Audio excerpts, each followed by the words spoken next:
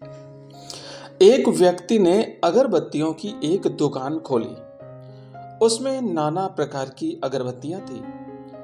उसने दुकान के बाहर एक साइन बोर्ड भी लगाया जिसमें लिखा था, यहाँ सुगंधित अगरबत्तियां मिलती है। उस व्यक्ति की दुकान चल निकली, लेकिन एक दिन एक ग्राहक उसकी दुकान पर आया और कहा, आपने जो बोर्ड लगा रखा है उसमें एक विरोधाभास है। भला अगरबत्ती सुगंधित नहीं होंगी तो क्या दुर्गंधित होंगी? उसकी बात को उचित मानते हुए उस विक्रेता ने बोर्ड से सुगंधित शब्द हटा दिया। अब बोर्ड इस प्रकार था, यहाँ अगरबत्तियां मिलती है। इसके कुछ दिनों के पश्चात किसी दूसरे सज्जन ने उससे कहा, आपके बोर्ड पर यहाँ क्यों लिखा है? दुकान जब यही है तब यहाँ लिखना निरर्थक है। इस बात को भी अंगीकार करके उस विक्रेता ने बोर्ड पर से यह शब्द हटा दिया।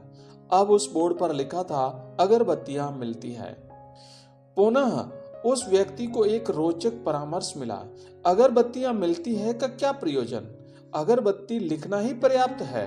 अतः वह बोर्ड केवल एक शब्द के साथ रह गया, वह था अगरबत्ती। अब विडंबना देखिए, एक शिक्षक ग्राहक बनकर के आए और अपना ज्ञान वमन किया। दुकान जब मात्र अगरबत्तियों की है तो इसका बोर्ड लगाने का क्या लाभ? लोग तो देखकर ही समझ जाएंगे कि मात्र अगरबत्तियों की ही दुकान है।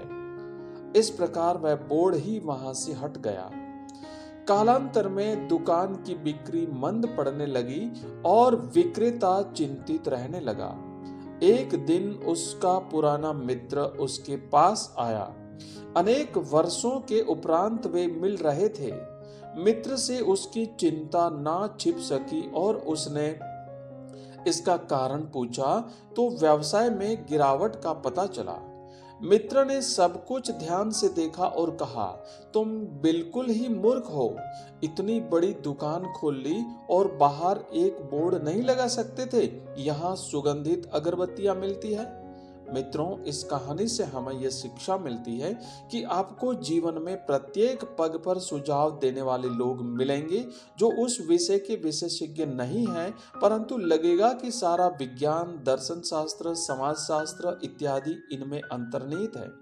आप ऐसे व्यक्तियों की सुनेंगे या अनुपालन करेंगे तो आपकी स्थिति भी उस विक्रेता की भांति हो जाएगी। आप किसी भी विषय या निराकरण के लिए उससे संबंधित विशेषज्ञों की सुने या अपने अंत चेतन की, क्योंकि आपको आपसे अधिक और कोई नहीं जानता। कहानी को सुनने के लिए धन्यवाद।